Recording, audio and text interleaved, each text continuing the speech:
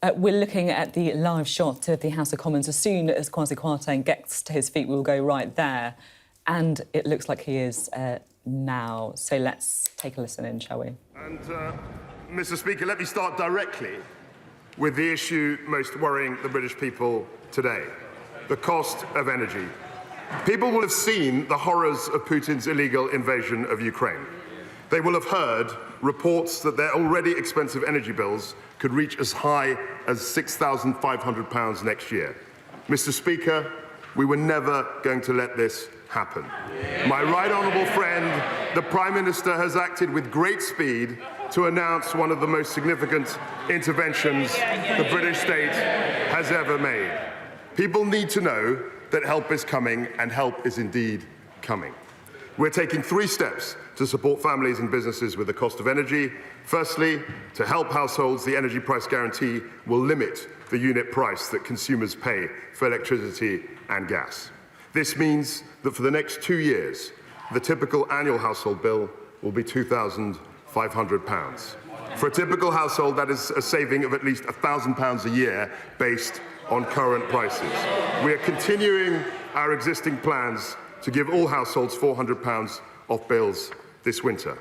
So taken together, Mr. Speaker, we are cutting everyone's energy bills by an expected £1,400 this year, and millions of the most vulnerable households will receive additional payments, taking their total savings this year to £2,200. Secondly, as well as helping people, we need to support the businesses who employ them. The Energy Bill Relief Scheme will reduce wholesale gas and electricity prices for all UK businesses, charities and the public sector, such as schools and hospitals. This will provide a price guarantee equivalent to the one provided for households for all businesses across the country. Thirdly, energy prices are extremely volatile, rising and falling erratically every hour. This creates real risks to energy firms who are otherwise viable businesses. Those firms help supply the essential energy needed by households and businesses. So to support the market, we are announcing the Energy Markets Financing Scheme. Delivered with the Bank of England, this scheme will provide a 100% guarantee for commercial banks to offer emergency liquidity to energy traders. Mr. Speaker, the consensus amongst independent forecasters is that the government's energy plan will reduce peak inflation by around 5 percentage points. It will reduce the cost of servicing index-linked government debt and lower wider cost of living pressures. And it will help millions of people and businesses right across the country with the cost of energy. Let no one doubt, Mr. Speaker, that during the worst energy crisis in generations, this government is on the side of the British people. The Bank of England are taking further steps to control inflation, acting again only yesterday. And I can assure the House that this government considers the Bank of England's independence to be sacrosanct. And we remain closely coordinated with the Governor and myself, speaking twice a week. But, Mr. Speaker, high energy costs are not the only challenge confronting this country. Growth is not as high as it should be. This has made it harder to pay for public services, requiring taxes to rise. In turn, higher taxes on capital, higher taxes on labour have lowered returns on investment and work, reducing economic incentives and hampering growth still further. This cycle has led to the tax burden being forecast to reach the highest levels since the late 1940s, before even Her late Majesty acceded to the throne. We are determined, Mr. Speaker, to break that cycle. We need a new approach for a new era, focused on growth. Our aim over the medium term is to reach a trend rate of growth of 2.5%. And our plan, Mr. Speaker, is to expand the supply side of the economy through tax incentives and reform. That is how we will deliver higher wages, greater opportunities, and crucially, Mr. Speaker, fund public services now and into the future. That is how we will compete successfully with dynamic economies around the world. And that is how, Mr. Speaker, we will turn this vicious cycle of stagnation into a virtuous cycle of growth. So, as a government, we will focus on growth, even where that means taking difficult decisions. Now, none of this is going to happen overnight, but today we are publishing our growth plan. Today, we are publishing our growth plan that sets out a new approach for this new era, built around three central priorities: reforming the supply side of the economy, maintaining a responsible approach to public finance, and cutting taxes to boost growth. Mr. Speaker, the UK today has the second lowest debt-to-GDP ratio of any G7 country. In due course, we will publish a medium-term fiscal plan setting out our responsible fiscal approach more fully, including how we plan to reduce debt as a percentage of GDP over the medium term. And the OBR, Mr. Speaker, will publish a full economic and fiscal forecast before the end of the year, with a second to follow in the new year. Fiscal responsibility remains essential for economic confidence, and it is a path we are committed to. Today, we are publishing costings of all the measures the government has taken, and those costings will be incorporated into the OBR's forecast in the usual way. The House should note that the estimated costs of our energy plans are particularly uncertain, given volatile energy prices. But based on recent prices, the total cost of the energy package for the 6 months from October is expected to be around £60 billion.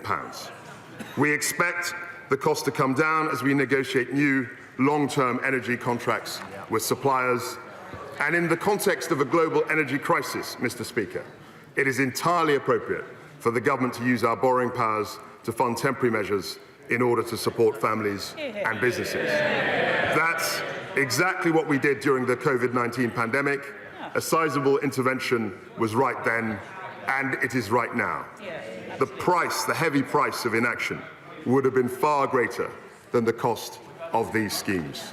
Mr. Speaker, we are at the beginning of a new era, and as we contemplate, that's right, a new era,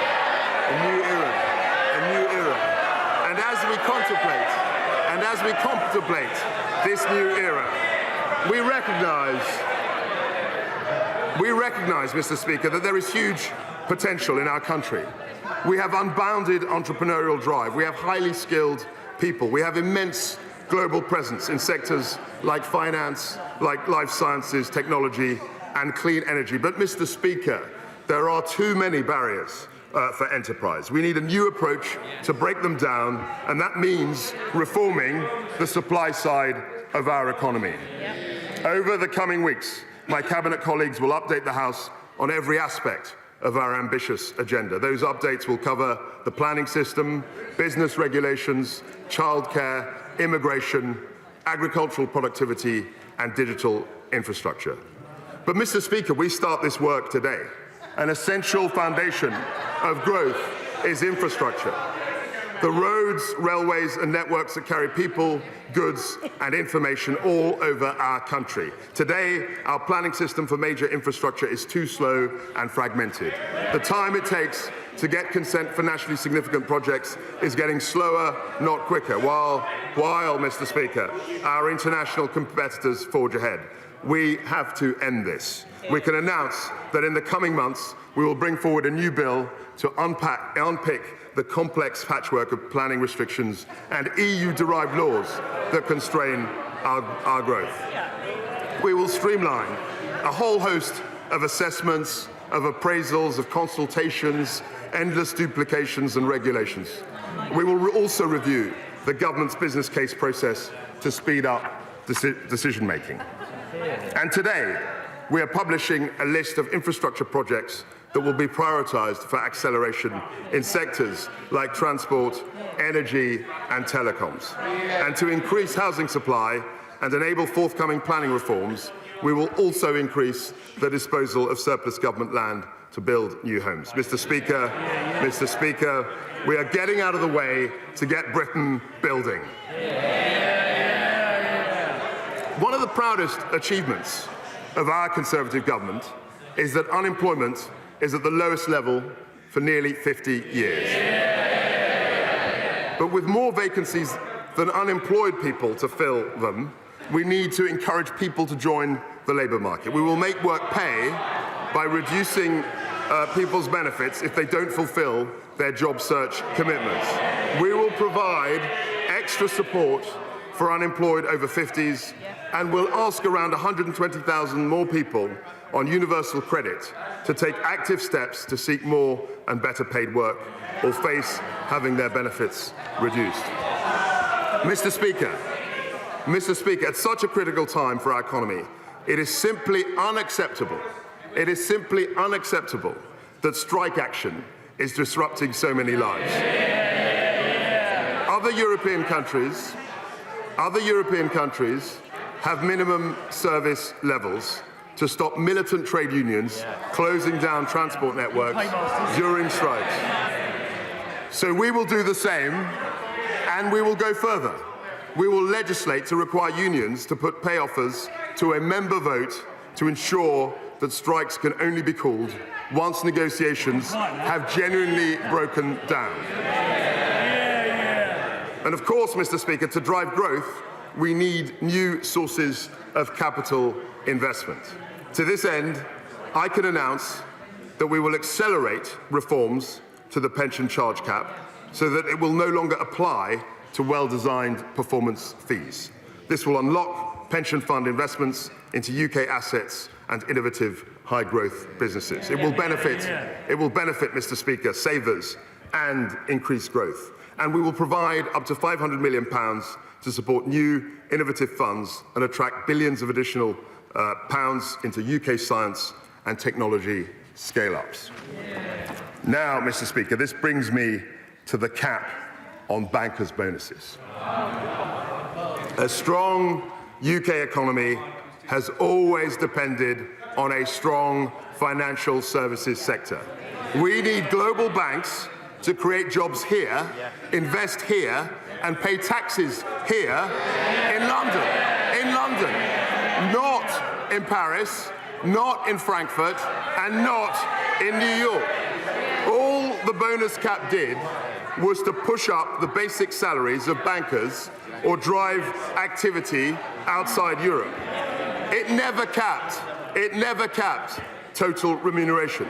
So let's not sit here and pretend otherwise. It didn't cap total remuneration. So as a consequence of this, Mr. Speaker, we are going to get rid of it. And to reaffirm, we're going to get rid of it. And to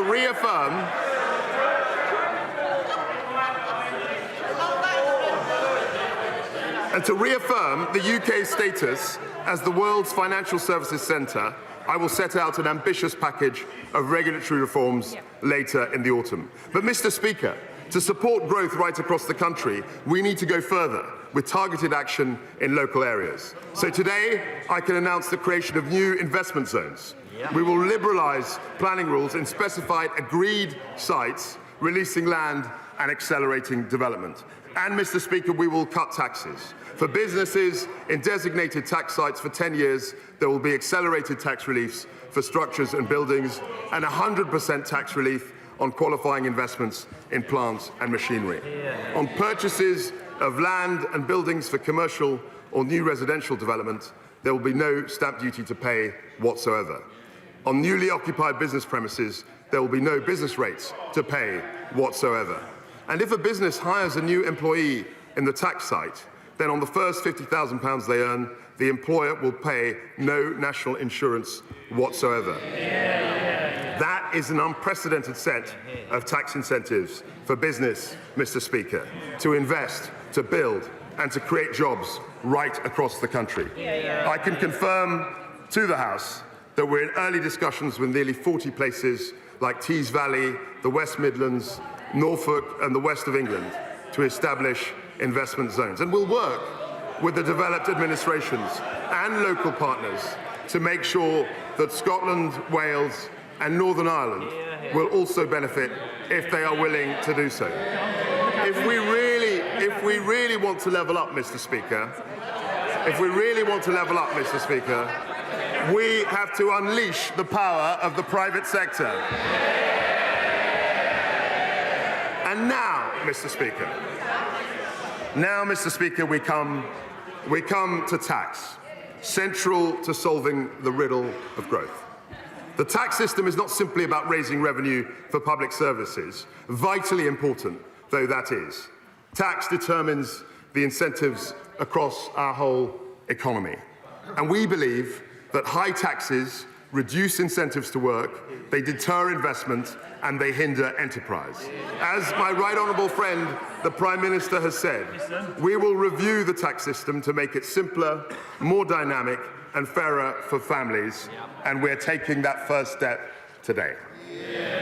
Mr. Speaker, the interests of businesses are not separate from the interests of individuals and families. In fact, it is businesses that employ most people in this country. It is businesses that invest in the products and services we rely on. Every additional tax on business is ultimately passed through to families through higher prices, lower pay, or lower returns on savings. So I can therefore confirm that next year's planned increase in corporation tax will be cancelled. The corporation tax rate will not rise to 25%. It will remain at 19%, and we will have the lowest rate of corporation tax in the G20. This will plough almost £19 billion a year back into the economy. That's £19 billion for businesses to reinvest, create jobs, raise wages, or pay the dividends that support our pensions. I've already taken steps elsewhere in this statement to support financial services, so the bank surcharge will remain at 8%. But, Mr. Speaker, we will do more to encourage private investment. The annual investment allowance, which gives 100% tax relief on investments in plant and machinery, will not fall to £200,000 as planned. It will remain at £1 million, and it will do so permanently. Our duty, Mr. Speaker, is to make the UK one of the most competitive economies in the world. And we are delivering. We will deliver on this. Mr. Speaker, we want this country to be an entrepreneurial, share-owning democracy. The Enterprise Investment Scheme, the Venture Capital Trust, we will extend beyond 2025. The Seed Enterprise Investment Scheme, company share option plans, we will increase the limits to make them more generous. Crucial steps on the road to making this a nation of entrepreneurs. For the tax system to favour growth, Mr. Speaker, it needs to be much simpler. I'm hugely grateful to the Office of Tax Simplification for everything they have achieved since 2010. But instead of a single arm's-length body, which is separate from the Treasury and HMRC, we need to embed tax simplification into the heart of government. That is why, Mr. Speaker, I have decided to wind down the Office of Tax Simplification and mandated every one of my tax officials to focus on simplifying our tax code. To achieve a simpler system, I will start by removing unnecessary costs for business. Firstly, we will automatically sunset EU regulations by December 2023, requiring departments to review, replace or repeal retained EU law. This will reduce burdens on business, improve growth, and restore the primacy of UK legislation. Mr. Speaker, we can also simplify the IR35 rules, and we will. In practice, reforms to off-payroll working have added unnecessary complexity and cost for many businesses. So, as promised by my right honourable friend, the Prime Minister, we will repeal the 2017 and 2021 reforms. Of course, we will continue to keep compliance closely under review. Mr. Speaker, Britain welcomes millions of tourists every year, and I want our high streets and airports, our ports and our shopping centres to feel the economic benefit. So we have decided to introduce VAT-free shopping for overseas visitors. We will replace the old paper-based system with a modern digital one, and this will be in place as soon as possible. This is a priority for our great British retailers, so it is our priority too. Our drive to modernise also extends to alcohol duties. I have listened to industry concerns about the ongoing reforms. I will therefore introduce an 18-month transitional measure for wine duty. I will also extend draft relief to cover smaller kegs of 20 litres and above to help smaller breweries. And at this difficult time, we are not going to let alcohol duty rates rise in line with RPI. So I can announce that the planned increases in the duty rates for beer, for cider, for wine, and for spirits will all be cancelled. Now, Mr. Speaker, we come to the question of personal taxation. It is an important principle that people should keep more of the money they earn. And it is good policy, Mr. Speaker, to boost the incentives for work and enterprise.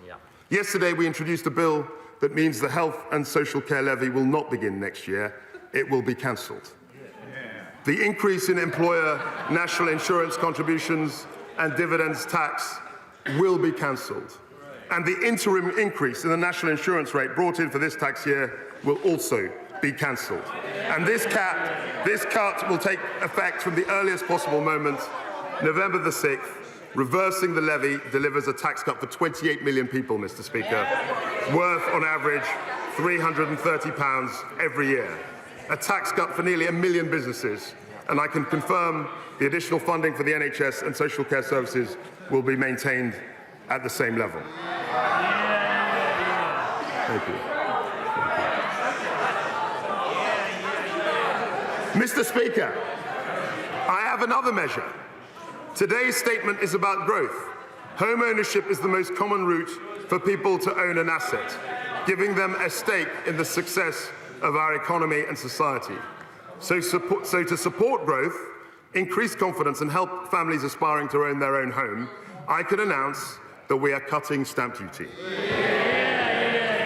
In the current system, there is no stamp duty to pay on the first £125,000 of a property's value. We are doubling that to £250,000. First-time buyers currently pay no stamp duty on the first £300,000. We're increasing that threshold as well to £425,000. And we're going to increase the value of the property on which first-time buyers can claim relief from £500,000 to £625,000. The steps we've taken today mean that 200,000 more people will be taken out of paying stamp duty altogether. This is a permanent cut, Mr. Speaker, to stamp duty effective from today. I have another measure, Mr. Speaker. I have another measure. High tax rates damage Britain's competitiveness. They reduce the incentive to work, to invest, and to start a business. And the higher the tax, the more ways people seek to avoid them, or work elsewhere, or simply work less, rather than putting their time and effort to more creative and productive ends. Take the additional rate of income tax. At 45%, it is currently higher than the headline top rate in G7 countries like the US and Italy. And it is even higher than social democracies like Norway. But I'm not going to cut the additional rate of tax today, Mr. Speaker. I'm going to abolish it altogether. From April the 23rd, we will have a single higher rate of income tax of 40%. This will simplify the tax system and make Britain more competitive. It will reward enterprise and work. It will incentivize growth. It will benefit the whole economy and the whole country. And Mr. Speaker, after all, this only returns us to the top rate we had for 20 years, including the entire time the opposition was last in power. Bar 1 month. And that's not all. I can announce today that we will cut the basic rate of income tax to 19 pence in April 2023, 1 year early. That means a tax cut for over 31 million people in just a few months' time. This means that we will have one of the most competitive and pro-growth income tax systems in the world. Mr. Speaker, for too long in this country, we've indulged in a fight over redistribution. Now we need to focus on growth, not just how we tax and spend. We won't apologise for managing the economy in a way that increases prosperity and living standards. Our entire focus is on making Britain more globally competitive, not losing out to our competitors abroad. The Prime Minister promised that we would be a tax-cutting government. Today, we have cut stamp duty, we have allowed businesses to keep more of their own money to invest, to innovate and to grow. We have cut income tax and national insurance for millions of workers. We are securing our place in a fiercely competitive global economy with lower rates of corporation tax and lower rates of personal tax. We promised to prioritise growth, Mr. Speaker. We promised a new approach for a new era. We promised to release the enormous potential of this country. Our growth plan has delivered all those promises and more, Mr. Speaker, and I commend it to the House.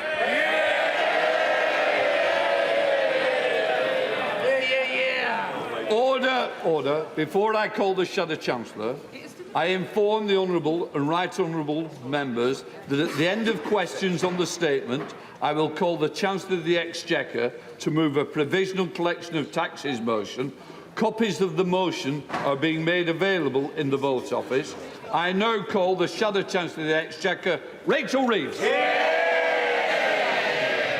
Thank you, Mr. Speaker. I would like to welcome the Right Honourable Gentleman to his place. Can I thank the Chancellor on his comprehensive demolition of the record of the last 12 years. Their record, their failure, their vicious circle of stagnation. The Chancellor has confirmed that the costs of the energy price cap will be funded by borrowing, leaving the eye-watering windfall profits of the energy giants untaxed. The oil and gas producers will be toasting the Chancellor in the boardrooms as we speak, while working people are left to pick up the bill. Borrowing higher than it needs to be, just as interest rates rise. And yet the Chancellor refuses to allow independent economic forecasts to be published, which would show the impact of this borrowing on our public finances, on growth and on inflation. It is a budget without figures, a menu without prices. Speaker, what has the Chancellor got to hide?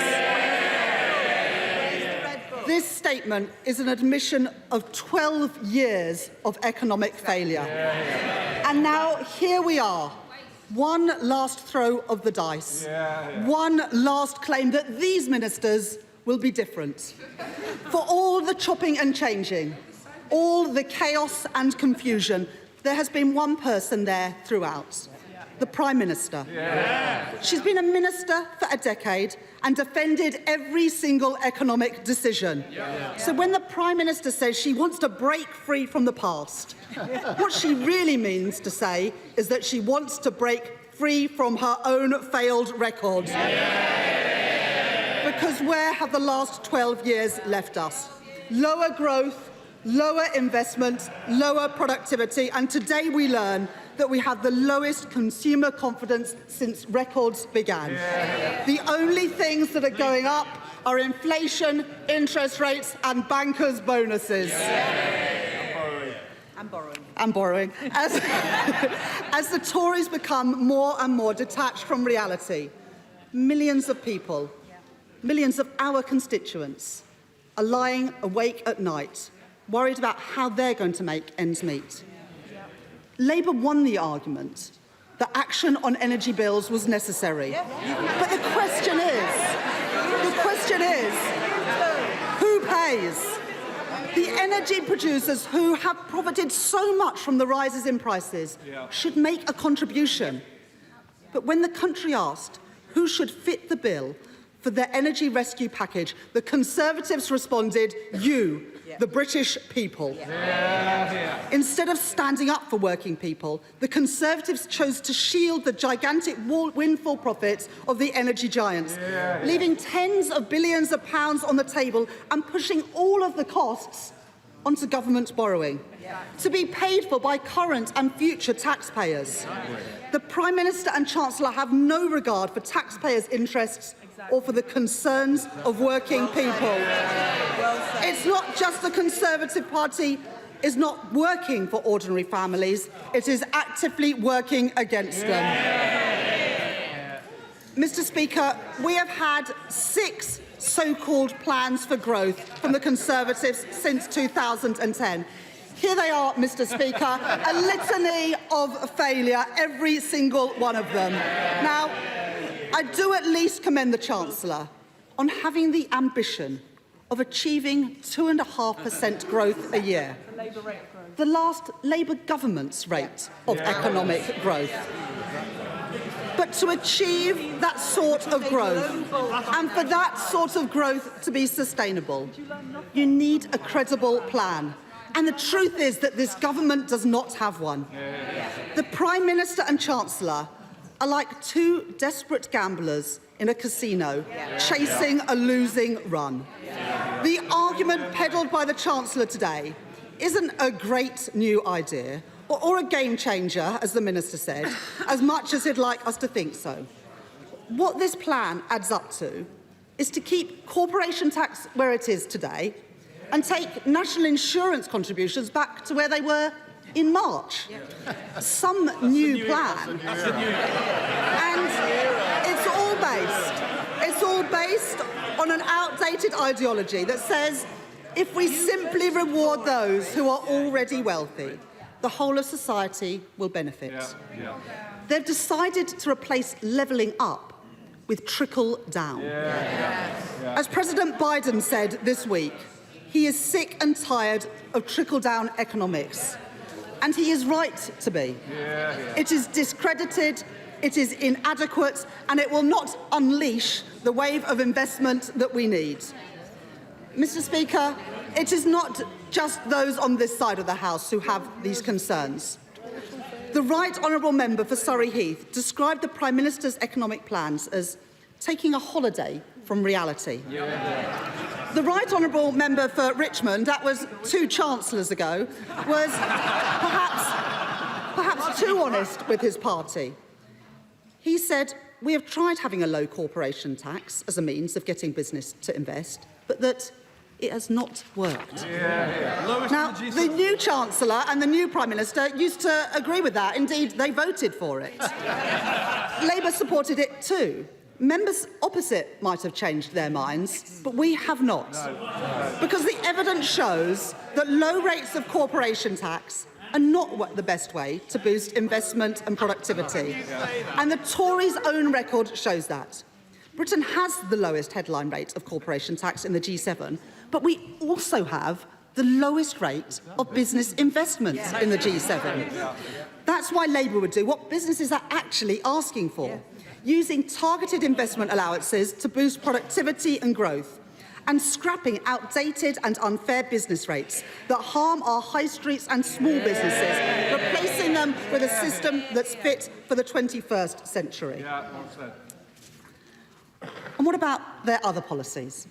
Let's take the so-called investment zones. Again, these are nothing new.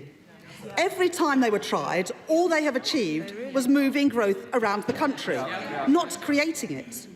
The best way out of the high-tax, low-growth spiral that the Conservatives have created is to get the economy firing on all cylinders in all parts of the country. It's going to take much more than a stamp duty cut to get our country back on track. And home ownership back to the levels last seen under a Labour government. Now, these stamp duty changes have been tried before. Last time the government did it, a third of the people who benefited were buying a second home, a third home, or a buy-to-let property. Is that really the best use of taxpayers' money when borrowing and debt are already so high? And can the Chancellor confirm today how much of this stamp duty cut will go to those purchasing multiple properties? Instead of stamp duties going up and down like a yo-yo, we need to get building. We need to target support at first-time buyers and tackle the issue of homes being sold to overseas investors. The Chancellor has made clear who his priorities are today. Not a plan for growth, a plan to reward the already wealthy, a return to the trickle-down of the past, back to the future, not a brave new era. The Chancellor and Prime Minister proclaimed in Britannia Unchained that the British are amongst the worst idlers in the world. And to prove that they mean it, instead of supporting working people, this government is cutting their rights at work, Working people are the backbone of Britain and they should be respected, not sneered at. Labour will always stand up for their rights. Mr. Speaker, the Chancellor has in effect today admitted he has broken his own fiscal rules. Yeah. This is now the 10th time that the Tories have broken their own fiscal rules. Yeah. Something I'm sure that the Office for Budget Responsibility would have confirmed if they had been allowed to publish their forecasts today. Mr. Speaker, it is unprecedented to have a fiscal statement of this scale with no independent forecasts from the Office for Budget Responsibility. Never has a government borrowed so much and explained so little. Economic institutions matter, yet this government has undermined the Bank of England, sacked the respected Permanent Secretary at the Treasury and silenced the Office for Budget Responsibility. This is no way to build confidence. This is no way to build economic growth. Mr. Speaker, Labour believes in wealth creation. We will always support enterprise, creativity and hard work. We want British business to grow, to be successful and to contribute to our country's prosperity. What we don't believe, as the Chancellor and Prime Minister do, is that British workers are idlers.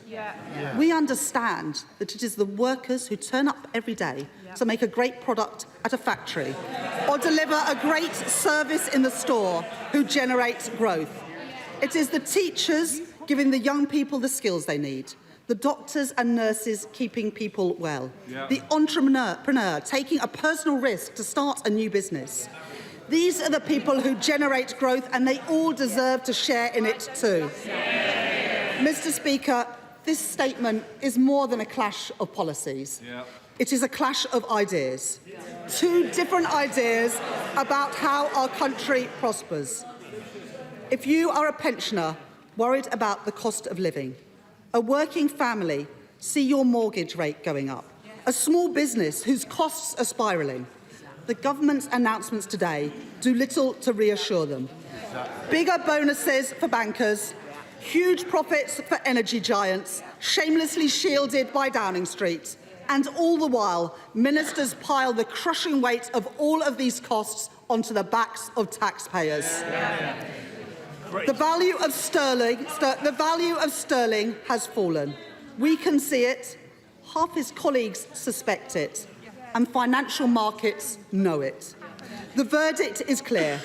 When it comes to the economy, this Tory leadership do not know what they are doing. The Conservatives cannot solve the cost of living crisis. The Conservatives are the cost of living crisis, and our country cannot afford them anymore. Chancellor of the Exchequer. Thank you, Mr. Speaker. I was very interested to hear the Right Honourable Lady's defence, and I was very curiously affected when she said that Labour believes in wealth creation. That was the biggest fancy I've ever heard. You cannot grow, Mr. Speaker, the economy if you keep taxing families. You cannot grow the economy. You cannot grow the economy if you see business as the enemy. We have to reiterate very clearly to our friends on the opposite benches that you cannot tax your way to prosperity. You cannot help workers by increasing their taxes. And far from denigrating British workers, what our measures have done, is they are relieving burdens on our workers and our people by intervening on energy prices and also relieving the burden of taxation. We've got to unshackle the creative energies of this country, and that's what we're 100% focused on doing. Mr. Belstride. Mr. Speaker, I welcome much in this statement. There is a great deal that will help millions of families and businesses up and down the country, but there is a vast void at the centre of the announcements that have been made this morning, and that is the lack of an independent OBR forecast. And at a time, Mr. Speaker, when the markets are getting twitchy about government bonds, when the currency is under pressure, now is the time for transparency and making it very clear that whatever tax cuts or otherwise there may be, they are done in a fiscally responsible manner. And I have to say to my right honourable friend that he should have come forward with an OBR forecast, and that we know as a committee, because of our correspondence with Richard Hughes, the head of the OBR, that the OBR was standing ready to come forward with just such a forecast. And we further know, because of that correspondence, that there is a forecast, a baseline forecast, that the Chancellor has at the moment and would have been on his desk when he first arrived in office. So could I now gently and respectfully ask him to release that forecast, to provide transparency to the House, to provide a calmness to the markets, and to do it without any further delay. Thank you. I'd like to thank my right honourable friend, and I'd also like to gently and respectfully remind him that in the statement I committed in a very categorical way to the OBR coming up with a forecast before the end of the calendar year. It will be a full forecast, it won't be a baseline forecast, and it will fully score the measures outlined in this growth plan. And I'd be very happy to meet him in his committee at a time which is convenient. SNP spokesperson Alison Thewlis. Thank you, Mr. Speaker. The Chancellor comes here today, the sixth Chancellor in 7 years, asking us to believe that the things that he voted for and supported just a few months ago were all fine at the time, but need completely reversed now. A new era, but they've been in government for 12 years. He stretches credibility beyond breaking point, saying that tax cuts for the rich, whopping bonuses for the bankers and low corporation tax for companies will somehow refloat, magically, Britain's sinking economy. He has no evidence, and this is no plan for growth. It is budget measures with no OBR assessment, ducking scrutiny time and time again. It is a plan, Mr. Speaker, for recession, for debt on an unsustainable trajectory and almost inevitable public sector cuts to come. Actively choosing to permanently cut taxes and spend eye-watering sums to patch up a failed energy market while inflation soars, interest rates are hiked and recession looms will not create growth, it will create economic chaos.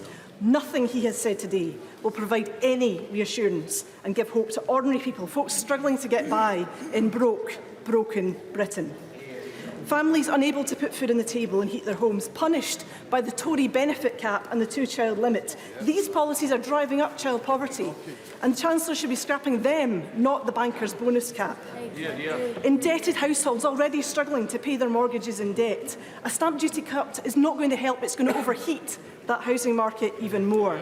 Mr. Speaker, disabled people and carers are terrified the electricity will run out. Pensioners are scared to turn on the heating. The energy price cap should not go up. It's already too high, and people must get more help now. Asylum seekers and people stuck on no recourse to public funds are forced to get by on a pittance, and there was nothing whatsoever for them from this Chancellor. Mr. Speaker, community organisations like Glasgow Central Mosque face additional energy bills of hundreds of thousands of pounds, which as a charity they just cannot afford. People depend on community organisations like the mosque, and they are being asked to be on the front line this winter. Even with the 6-month reprieve in energy prices, these bills will not go away. Would the Chancellor have the mosque close their elderly daycare service, or the counselling provision, the mother and toddler group, the poverty reduction work, or the vaccination centre that's been running in the community hall? These are very real choices communities are already having to make. The businesses I've been listening to over the past months are incredibly worried for the future. They were already facing severe pressure through supply chain costs, input costs, labour costs, COVID debts and Brexit woes before energy prices soared. Now they don't know how they will survive. 6 months will go by in a flash, and the question remains, what then? What then from the Chancellor? Companies can't wish away these bills. The eye-wateringly unaffordable contracts they are being forced to sign right now. What happens to those businesses who just miss the arbitrary cut-off? And what of the increase in standing charges, which we already know are disproportionately high in Scotland? Mr. Speaker, Scotland is an energy-rich country, but we don't have the power. Scotland's renewables sector is booming, but in off-gas grid rural Scotland, surrounded by the wind turbines generating clean green energy, people are having to spend an absolute fortune in heating oil. In Argyll and Bute, in Angus, the Highlands and Islands and across our rural communities, household fees increases of over 230% in the past 2 years alone. The UK Government's offer of £100 is nothing short of an insult as people turn to credit cards to fill up their fuel tanks. The Scottish Government is doing all in its power to support people through this crisis, strengthening the safety net by increasing the Scottish Child payment to £25 a week, doubling the Fuel Insecurity Fund to £20 million and freezing rents, because renters are also facing pressures. We have the highest rate of the real living wage in Scotland. We've invested in tackling fuel poverty and energy efficiency, but we could do so much more with more budget and more powers. At the back of the Blue Book today, still no carbon capture and storage for the north east of Scotland, a game changer for renewables in Scotland. Where is that in the Chancellor's plans? Nowhere again. We could have growth by investing in skills, in net zero and productivity. The Chancellor's plans will not do this. Mr Speaker, people don't freeze to death in our Nordic neighbours, and people there are not living in one of the most unequal countries in the world, and it's only getting worse. This right-wing, Thatcher cosplaying shambles of a government is making choices that they will never feel the consequences of. Mr Speaker, I beg of this Chancellor to listen to those on the edge, those who are desperately looking right now to him for a lifeline, but no one should have to beg for a decent standard of living. The people of Scotland see a Scottish Government doing their best to mitigate the worst, but stymied by the broken politics of this union and this economic madness we heard from the Chancellor today. Scotland is looking for a different path, Mr Speaker. Scotland needs independence. What Scotland doesn't need is reheated socialism from the SNP. She mentioned energy, and I'm always staggered when people in her party mention energy and they don't countenance nuclear power. Nuclear power is a great, clean form of energy. And while we speak about energy, she will know that we have indeed listened. We have implemented a limit to energy prices. My right honourable friend, the Prime Minister, who's no longer in her place, made the engagement within 2 days of taking office, and it's something which I'm very proud of, and we've also extended it to supporting businesses.